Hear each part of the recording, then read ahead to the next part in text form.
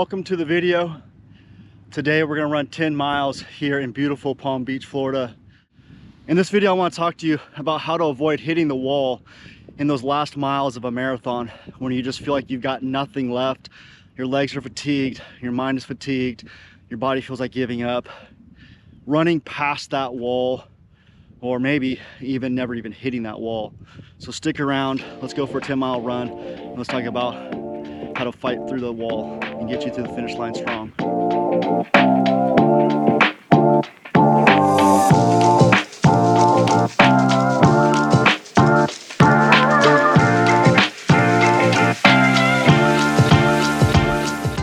So the last few months we've been in off-season training ever since we finished the Oklahoma City half marathon. We've been off season, so it's been a couple months.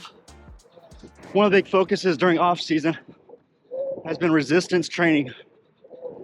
And resistance training is running multiple days in a row on tired legs. So the idea is to get you used to running miles 20, 21, 2, 3, 4, 5, 6. When you're tired, you're beat up, mentally fatigued, legs are tired. It's designed to get your mind, your legs, your body used to pushing through those miles.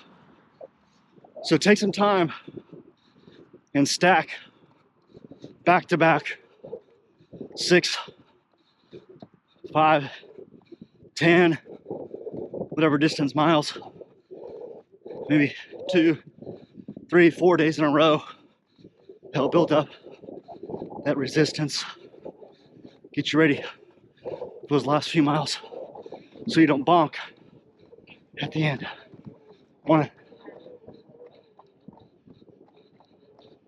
Let's get you past the wall. Let's get you past when you feel like you bonk and you got nothing left. Let's teach yourself and show yourself that you got more in the tank mentally to push your legs, to keep going, to push your mind, to keep going. What are you going to tell yourself mentally? What are you going to tell yourself mentally to keep going? Is it remembering why you ran? Family, health, overcoming health issues? Why is it that you run? Keep telling yourself that. Keep going.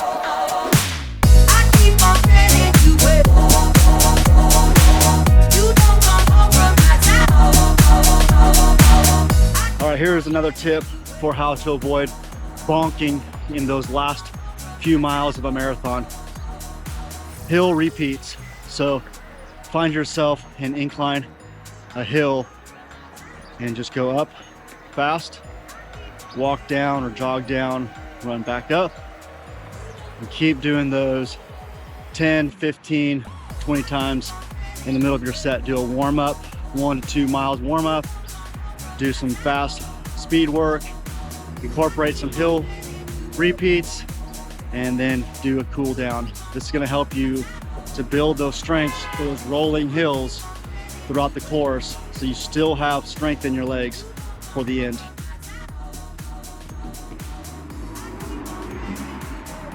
These hill repeats are also going to get your muscles used to working at different times.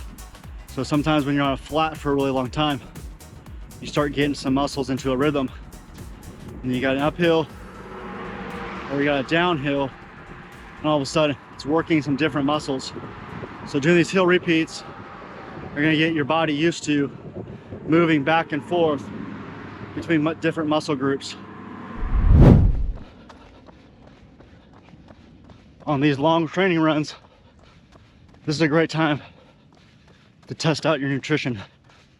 So try out different gels, try out different timing. Is it every 30 minutes, 45 minutes? Is it based on miles completed? Also,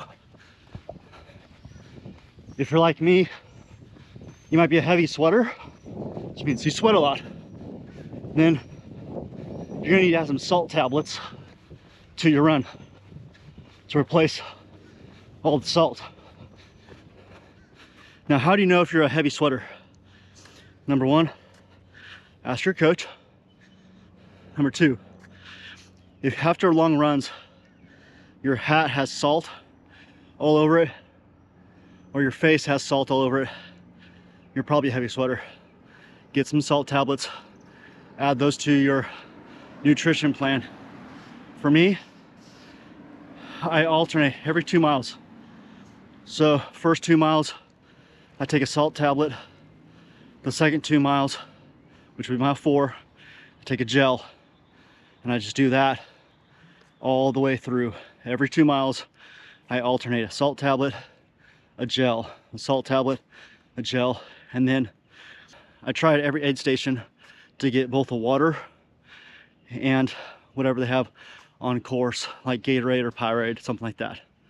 So test out your nutrition, because what's horrible is to find out on course that one, it doesn't sit well in your stomach, and so you might got GI issues. Or number two, you haven't fueled enough, and so you just bonk at mile 20. So make sure to test out all of your nutrition plans and try out different gels, because not all gels are created equal.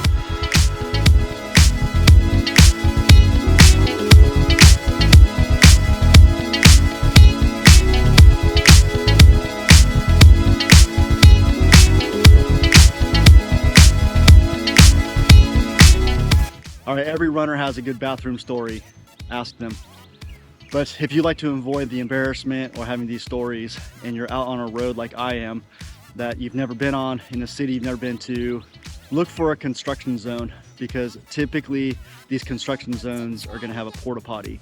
So those can become great lifesavers for you to avoid those embarrassing stories.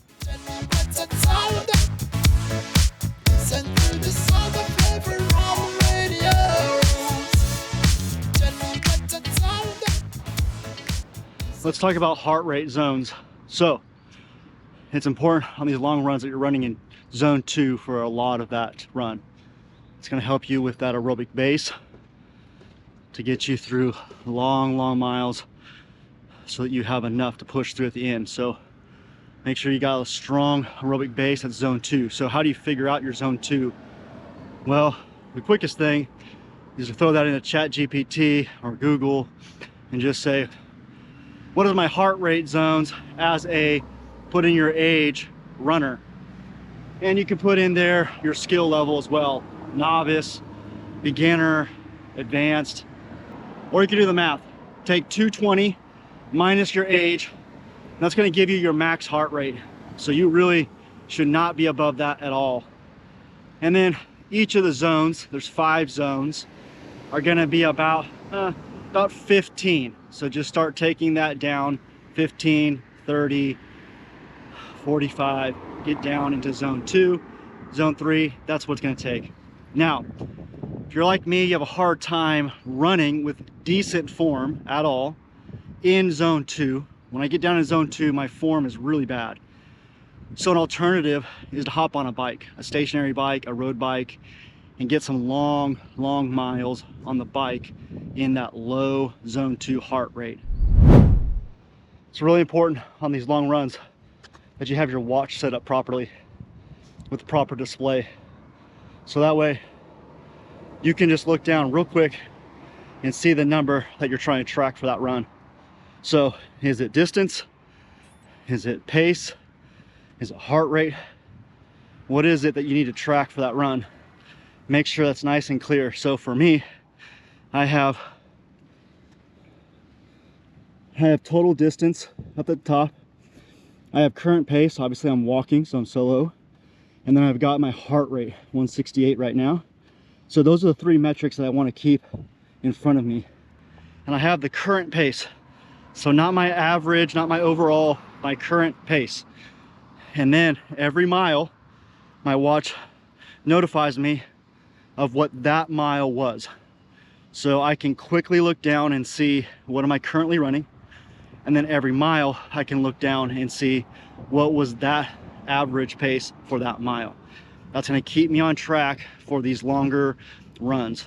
Also, if I need to, I can look down my heart rate. Now, I pretty much kind of know where I'm at by feel, but that helps me confirm it by looking down. And then obviously overall miles, I want to know exactly where I'm at overall. So make sure your watch is set up properly so you're not having to stare down at your watch and get your form all out of whack and your timing all out of whack. Make sure you take a quick glance to know exactly what metric, what number you're trying to look at. All right, let's talk about arms. A lot of runners underestimate how much your arm swing impacts your speed and efficiency. Your arms help driving your legs, keep your balance, and maintain momentum forward. Many runners let their arm swings across their body or pull their hands up like they're using an axe to chop wood. This wastes energy and actually pulls you side to side instead of forward. Think about using your arms like a handsaw instead of an axe. Keep your elbows bent about 90 degrees and focus on driving your hands straight forward and back, not across your chest. Keep your shoulders relaxed, hands loose, and imagine your thumbs brushing past your side or your hips. This helps you run smoother, stay balanced, and put all your energy into moving straight forward. All right, so this tip might seem very obvious to most people, but so many people forget about it during a run. If it's hot, if it's humid, make sure you're dumping water on your head and down your body. If there's ice, put ice on your body, cool it down. All right, let's talk about how to finish your long runs. Do a combination of these two things. First, try out your last mile being fast. So let's say you're running 10 miles and about mile 8 or 9, you switch from a 10-minute pace down to about a 9-minute pace. Try having your last 1 or 2 miles be fast. That's one. Another way to do it is to finish all 10 of your miles, or 6, whatever it is, and end with strides. So end with 6 repeats of 20 seconds all out fast with 20-second recovery. 20 seconds on, 20 seconds off. Do that 6 times. Finish with that. Again, it gets your body used to pushing lactic acid, pushing through that pain, pushing through fatigue, and getting towards that finish line.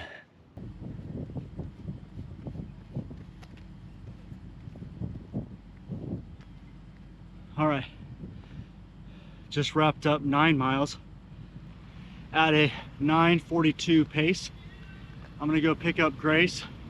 We're gonna do 2 more, so I'm gonna end up with 11 miles today, not 10. It's a great day. Hot, humid day. Whew. One of the most important tips I can give you is to be kind to yourself. So you're gonna have bad runs. If you're gonna train for something hard, you're gonna have a bad day. Today was not a good day. Super hot, humid, not good sleep. Nutrition's been off on vacation, as well as I didn't have pretty much anything on this run except for a couple water stops. So it's gonna be a bad run. But look, you're gonna have some bad runs. Don't give up. Don't feel like you can't do it. Fight through it. Keep going. You're gonna have a couple bad runs in your training block. If you're running for 16 weeks to train for a marathon, you're gonna have a couple bad days. Don't worry about it. It's normal. It's fine. I still have them, and I've been running for a long time. Everyone I know has a bad run. It's gonna be okay. Keep going. Don't give up. Fighting through those bad days like today also helps you fighting through the bad miles on course when you're running a marathon. There's gonna be times where you have a bad mile or even a bad 2 or 3 miles, but don't give up on the course. Keep going, fight through, and you're gonna find that your body's gonna catch a second wind, a third wind, and you're gonna be able to finish strong because you've trained through it. All right, so we're back at the hotel and we're gonna pick up Grace and run 2 more miles. Which brings me to my last tip, which is to run with people as much as you can. When you can, train with people, on course, run with people. If you don't have a training partner, run in a pace group and run with people. They're gonna help push you, carry you through those last miles. All right, guys, thanks for watching.